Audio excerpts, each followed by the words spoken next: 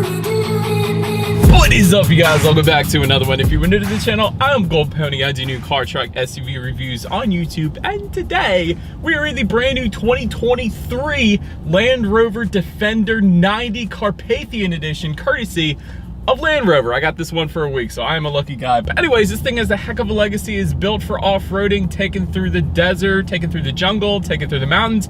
You can pretty much take this thing everywhere, and I'll get more into that in a little bit here. But ultimately, in this video, we will be testing out and going over everything about this one, from acceleration to braking, steering for ride quality, sound system, exhaust clip, all that fun stuff. So having said all that, what do you guys say? Let's just go ahead and jump right into it. And as always, let's start with pricing it. So MSRP for this beast will start at $115,000. Powering our Carpathian edition is going to be a 5-liter supercharged V8, putting out 518 horsepower at 6,000 RPM, 461 pound-feet of torque, coming in at 2,500 RPM. Power sent to all 4 wheels through an 8-speed automatic with paddle shifters, which you guys know, of course, we will be testing out here in a little bit. 0 to 60 time coming in at approximately 4.9 seconds. Top speed 149 miles per hour, with MPG numbers coming in at 15 in the city, 19 on the highway, taking premium unleaded fuel. But so that before we do any kind of fun paddle shifter or acceleration test here in this thing, I wanted to mention to you guys the drive modes. So the drive mode setup, it's a little bit different than just about every single other car on the road. So you got 2 climate control dials just to the right of the shifter. Essentially, the one on the left is how you adjust the drive modes, but you have to press the Land Rover vehicle button to the right of it first. And so when you press that, then that dial actually turns into the drive mode button as opposed to the climate control button, and that is where you can select your drive modes. Drive modes you have to choose from is dynamic, eco, comfort, grass, gravel, and snow, mud and rut, sand, rock crawl, wade, and custom. And so if you're curious what wade is, if you were in an area that frequently floods or you have streams that you have to get through, that is what wade is for. You can actually get through a decent amount of water in the Land Rover Defender, actually between 50 and 90 centimeters submerged is the exact number. So that is definitely a good bit of water, and the fact that this has a drive mode made to power through that is impressive enough, quite honestly. So won't of course be testing that out today because it's bright and sunny here in Pennsylvania, but still nice to know that it's there. Anyways, the rest of it adjusts things like the shift points, the throttle response, steering sensitivity, and suspension settings then as well. And so now having got all of that out of the way, what do you guys say? Let's go ahead and find it straight away. Let's put the paddle shifters here to the test first, and let's see how quickly they are going to react for us here. All right, we're in full manual shift mode, by the way. You just slide the shifter to the left and first gear. Let's try them. Quick. Instantly. Insanely quick, and dang, that sound, man. Wait till we get to the exhaust clip later in this video. I have a feeling no one's gonna be disappointed there, but paddle shifters are instantaneous. Not only that, the paddle shifters are huge and they're very high quality as well. So 100% can have a heck of a lot of fun in an SUV with the paddle shifters here. So definitely a big fan of that. And so, but now having got that out of the way, what do you guys say? Let's go ahead and give back full control of the shifting to the Land Rover here. I'm just gonna slide the shifter back to the right. Let's find yet another straightaway, and let's see how quickly we can get our new 2023 Land Rover Defender here up to speed. All right, and stand still in 3, 2, 1, go, baby. Oh my gosh. Ah! Holy cow. Holy cow. This thing is ridiculously quick. There's no way this is an SUV. That was insane.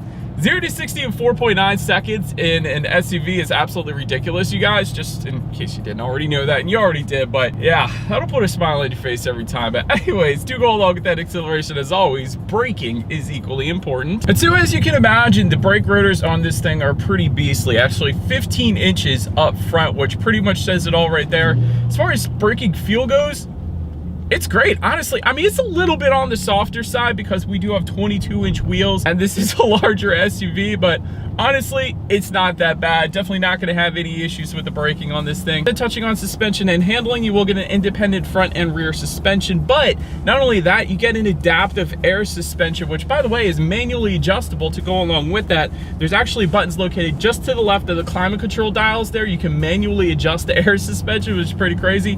But if you didn't want to manually adjust it, that's perfectly fine as well, because again, it's adaptive. So it's going to monitor the driving conditions, it's going to monitor each shock absorber individually, not only tightening up the suspension during heavy cornering, but also giving you a smoother ride then as well. So really best of both worlds. I want to also mention you also get a rear active electronic differential as well, but putting all that together as far as ride quality goes, it's been 100% perfectly fine on my short test drive here today, so definitely not going to have any issues with that, and that's due in part because of this crazy, hey dear, what's up?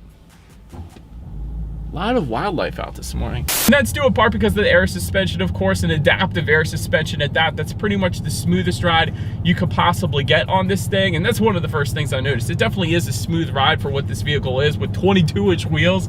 So definitely not gonna have any issues there. As far as steering feel goes, I would say it feels right. It's not the heaviest steering feel in the world, certainly not the loosest steering feel either, so it feels just about what you would expect a Land Rover Defender to feel like, so no issues there either. As far as cabin noise goes, I'm going approximately 40 miles per hour right now. Really, what you get in this thing is that incredible engine and exhaust note when you really hit the gas, but other than that, this thing is pretty darn good when it comes to cabin noise. There's ultimately no road noise, just maybe a slight bit of wind noise, but it's 100% on point. This is a luxury vehicle after all, so it really does feel like that when you're inside of this thing, so no issues there either. And touching on visibility, I don't know, the second row headrests are absolutely mammoth, and of course you got the full-size spare on the back as well, so if you were to take off those second row headrests, I think visibility would be 100% perfectly fine, and the shape of it also lends itself to good visibility as well. I think it's just those second row headrests are absolutely gigantic, so if you don't have the second row in use, go ahead and just fold that down and then you're 100% on point.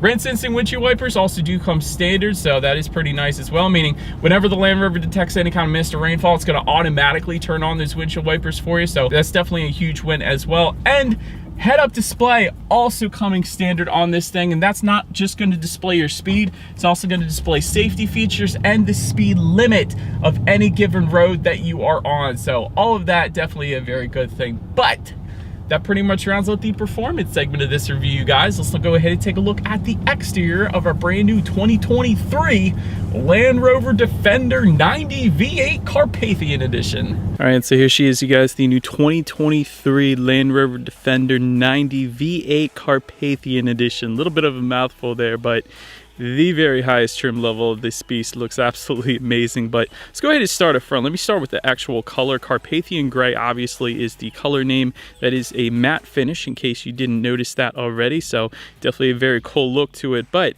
it does have a black contrast roof that is going to be gloss black. It also has gloss black accents on the front bumper and a gloss black hood as well, kind of giving it a little pop of color to go with the matte color that is on this thing. Land Rover badging can be found up front on that singular gray bar, along with Defender lettering spelled out horizontally in gray as well. Give it a little pop against the gloss black hood there. Premium LED headlights do come standard with LED signature lighting and the automatic feature, meaning when it starts to get dark at night, these headlights will turn on automatically for you there. Automatic high beams also coming standard, meaning if you have high beams on at night and it senses a vehicle coming in the opposite direction, it's going to automatically dim them back to low beams. Then when that vehicle is gone, it's going to automatically bump it back up to high beams, so very nice there as well. And overall, this thing looks like an absolute beast. You got LED fog lights down below as well, plenty of ventilation up front, so, and I also like these little accents found on the hood as well, a little bit of texturized finish to the hood, so that is pretty cool there too. But anyways, that pretty much rounds out the front end of this one. Let's now go ahead and make our way to the side. So then making our way to the side of this one, gloss black A-pillar and window surrounds do come standard. Rear privacy glass, of course, gloss black power adjustable side mirrors. They will be heated, by the way, with LED integrated turn signals and power folding as well, so pretty darn cool there. Panoramic rear side glass. I don't know if you guys noticed that or not, but the very back, the very tail end of that side glass, there's really no pillar there, so it's a panoramic design, so I definitely am a big fan of that. V8 badging can be found on the front doors as well. You guys can see that towards the bottom. You actually have functional ventilation found on the front fenders as well to help cool that supercharged V8. Also a very nice feature there. Gloss black side skirts do come standard, and then taking a look down at the wheel configuration, they are 22-inch gloss black alloy wheels, so Definitely a beast. But one of the cool things about those gloss black alloy wheels, let me show you guys real quick here. They actually have Defender lettering spelled out within the wheel itself, which is pretty cool. And you guys can see there's massive 6-piston front calipers, the Land Rover Brembos behind those 22-inch wheels as well. So pretty darn cool. But anyways, that pretty much rounds out the side. So now go ahead and make our way to the back. All right, so but now since we are around to the back of this one, you guys will notice a gloss black shark fin antenna all the way to the top. You do have an integrated brake light, believe it or not, found all the way to the top there, although there's no rear spoiler. But quite honestly, I think a rear spoiler would look kind of weird on the Defender, so I actually like the design there. You do have a full-size spare in the back as well. Land Rover badging, of course. You got Defender badging as well. LED taillights, but not only LED taillights, but you also get LED mini taillights to the left and the right of those taillights. So definitely a design you don't often see. Towing capacity, if you're curious, comes in at 8,200 pounds, and just below it all, you will get dual exhaust outlets with quad chrome tips. So having said that, I do believe you guys know what we have to do next. As always, here is that exhaust clip.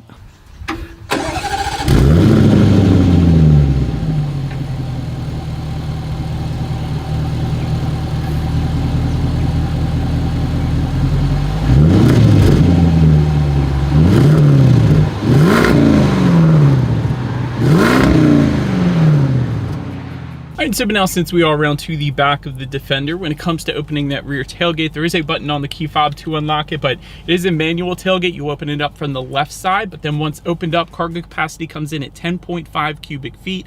If that was not enough space, there is a 40-20-40 split, meaning the rear seats do fold down quite nicely, bumping that up to 58.3 cubic feet then. Did want to also mention in the back, you do have a high load height, but it's kind of like the G-Wagon, I guess. But the cool thing is there's actually buttons in the cargo area where you can lower that ride height courtesy of the air suspension, and that does lower quite a bit actually as well. So definitely a huge fan of that, I gotta be honest. But of course you will find some cargo lighting back there, and it is LED cargo lighting, by the way, cargo net. There's a 110 volt power outlet back there, and of course you have your 12 volt power outlet as well, but 110 volt power outlet is pretty darn cool. You usually don't find that in cargo area of vehicles. All-weather floor mats, of course. You have some storage on the back side of the tailgate as well, and you gotta love the exposed bolts to go along with all of that. Definitely looks very good. And you actually do have grocery bag hooks back there as well. So overall, pretty much everything you could possibly want in the cargo area of the Defender. But so then making our way to the rear legroom. Rear legroom is actually going to come in at a fairly impressive 36.6 inches. So for reference, I'm an even 6 feet tall. This is how much space I have back there. Did want to also mention there's a grab handle to get into the back, so that was definitely very nice. There's some optional coat hangers on the back of the front seats if you wanted to go that route. We don't have them here today, but still pretty cool. Rear ventilation, of course, does come standard, and actually heated and ventilated rear seats do come standard as well. You have a couple USB-C charging ports back there as well, a rear center armrest with cup holders. But my very favorite part for the rear seats has got to be the Safari roof glass in the cargo area. And so of course you got the panoramic roof, but you also have these little Safari kind of roof glasses, kind of like a Jurassic Park vehicle on both sides in the back as well. So that's my favorite part because it's extremely rare. You don't usually see that. I think it looks pretty darn cool. But anyways, then make our way to the front seats. 14-way power adjustable front seats do come standard along with memory settings. Ebony Windsor leather / Dynamica combination comes standard as well. I absolutely love that.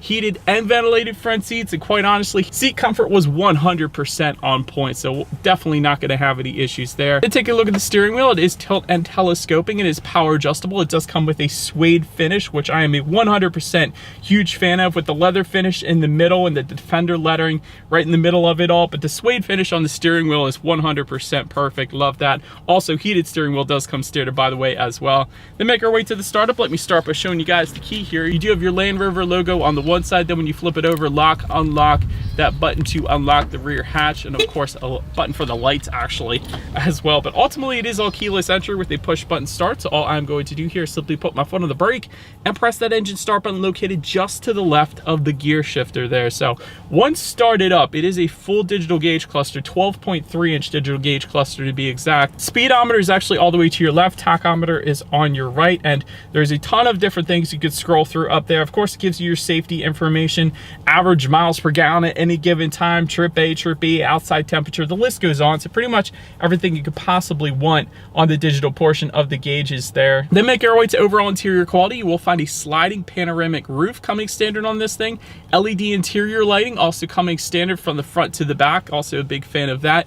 You will have a frameless rear view mirror with HomeLink controls to up to 3 different garage doors as well. That was pretty cool. But perhaps my favorite part in the front was the front center console refrigerator compartment. And so there's actually 2 settings. There's cold and then there's super cold. So there's a couple buttons you can actually press in there. So I absolutely love that. And just in front of that, you actually have a wireless phone charger as well. Tri-zone climate control does come standard, meaning both driver, passenger, and rear passengers can all set their own temperatures. You do have aluminum foot pedals down below as well. I like the Defender lettering found just above passenger side glove box, and just above that you have a massive grab handle with places where you can actually put your fingers and hang on for dear life when you're going through the water if you wanted to do that. So that was pretty cool as well. There's actually another USB charging port just within that little cargo area above the passenger side glove box as well there. I like the exposed bolts yet again on the doors as well as this center console area. So good bit of exposed bolts in this thing, really plays to its off-road nature. There is a USB-A, USB-C charging port, 12-volt power outlet, a ton of rubberized storage just below that. Dual cup holders, a little bit more storage, and again, then the center armrest, you have that refrigerator, mini fridge more or less. Then make our way to the infotainment screen here. 11.4-inch color touchscreen display does come standard. Bluetooth and audio streaming also standard. Android Auto, Apple CarPlay coming standard. Factory navigation system, of course. Can check out your drive modes up there as well, as I was showing you guys earlier. Climate control settings can be had up there along with your off-road statistics. I thought that was pretty cool as well. And of course your radio information. So when it comes to this specific Defender, you will get a 700 watt Meridian sound system. So having said that, what do you guys say? Let's go ahead and turn on the radio, see what we got playing this morning, and let's test out the clarity of this one.